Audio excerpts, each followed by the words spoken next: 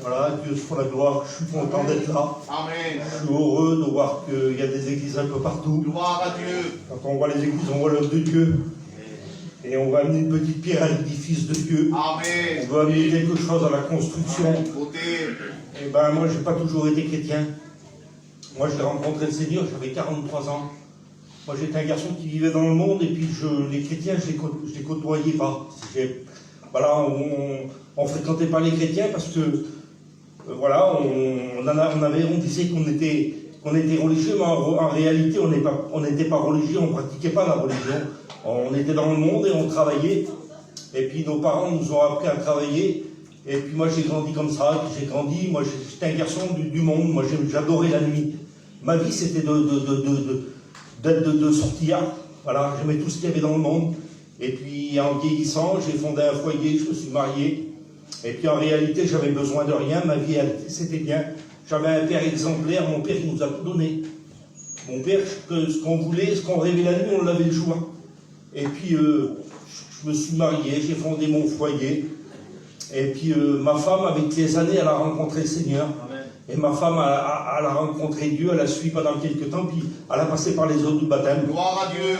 Et puis, ma femme, elle priait toujours pour moi, elle disait, Biboun, elle dit, c'est vrai, j'ai rencontré le Seigneur est vivant, le Seigneur, il me bénit. Amen. Et elle priait toujours pour moi, ma femme. Et puis, j'avais un bon foyer, mes petits étaient en bonne santé, tout allait bien pour moi. Mais avec le temps, on n'est pas à l'abri de tout. Moi, je me croyais à l'abri de tout, mais en vérité, vous savez ce que le monde vous donne de la main droite, il vous le reprend de la main gauche. On vit dans un monde factice. En vérité, le monde, il y a plein de choses qui brillent, mais en vérité, il n'y a rien. C'est factice. Et puis moi, en sortant, vous savez, le monde de la nuit vous ouvre beaucoup de portes. Et puis moi, je suis un garçon qui buvait beaucoup. J'étais un garçon qui buvait énormément. Et puis même quand je me suis marié, ma vie, elle a continué. Je sortais le soir. Je rentrais à des heures. Et vous savez, je dis ça pour faire voir la grandeur de Dieu. Amen. Comme Dieu peut changer les circonstances, il peut changer les situations, les directions. Il y a Dieu qui peut changer un cœur. Alléluia. Et vous savez, on vit dans un monde d'apparence. Des fois, on a un beau visage, on est souriant, mais Jésus regarde au cœur. Et des fois, on peut avoir un sourire, mais avoir un cœur meurtri. Et on peut être tourmenté, tracassé, peiné, mais personne ne voit ça. Mais Dieu regarde au cœur et Dieu sait ce qui se passe dans un cœur. Et puis moi, avec tout ça, je buvais de l'alcool et puis je me suis drogué. Pourtant que j'avais une âge avancé, je me suis drogué. J'ai commencé à toucher à la drogue. J'ai touché à la drogue avec le respect joue droit. Et puis c'était devenu très difficile pour moi. Et puis j'ai commencé à angoisser, à faire des crises d'angoisse. C'était compliqué. Je supportais plus personne. Je parlais plus à personne. Je m'arrivais renfermé sur moi-même. Je supportais plus mes petits. J'arrivais plus à supporter mes petits. Des fois, ils prenaient des crises d'angoisse. Là, j'étouffais. Ma langue se collait à mon palais. J'étouffais. Je disais, je vais mourir. Je montais dans mon auto parce que j'étais un garçon orgueilleux. Je voulais pas le montrer. Je voulais faire voir à personne que j'étais comme ça. Et puis, ma femme, elle le savait. Elle me disait, Biboun, viens à la réunion. Les serviteurs, ils vont prier pour toi. Le Seigneur, il va te bénir. Alléluia. Je disais oui, mais je n'y allais pas. Je n'y allais pas. Je disais oui, je vais y aller, mais je n'y allais pas. Et puis, avec le temps, ça a duré longtemps. Ça a duré très longtemps. Ça a duré des mois et des mois et des mois. Comme ça, puis ça s'est aggravé. Et puis, en vérité, j'étais dans un puits. En vérité, je n'avais plus rien qui m'intéressait. L'angoisse venait sur moi. Je prenais plein de cachets. J'ai pris plein d'exomil. Et puis, un jour, il n'y a pas de hasard avec Dieu. Je me suis trouvé sur la région de Grenoble. Et puis, je me suis trouvé sur une mission avec les responsables de Grenoble, avec les frères païens. Et puis j'avais mon camping sur la mission là. Et puis un jour, ma femme m'a dit, Biboun, elle dit, viens au culte, elle dit, tu vas voir le Seigneur, il va te bénir. J'avais un combat terrible. Et je dis, oui, je vais y aller, je vais venir au culte. Puis je me suis habillé le matin, puis j'ai descendu dehors sur la place, le chapiteau était monté. Puis je suis rentré en dessous du chapiteau, puis je me suis assis.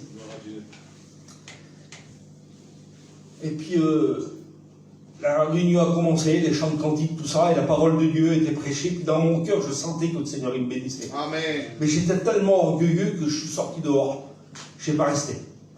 Je suis sorti. Parce que je commençais à pleurer, puis je ne voulais pas le montrer. Je suis sorti, puis j'ai monté dans ma caravane, et là l'angoisse, elle a retombé sur moi. Et puis ça a duré encore. Mais sur la place où j'étais, il y avait un chrétien. Il est marié avec ma cousine, et puis il est venu vers moi, il m'a dit, Biboun, il dit, le Seigneur, il peut faire quelque chose pour toi. Il dit, tu vas venir avec moi, et puis on va aller dans mon camping, on va prier.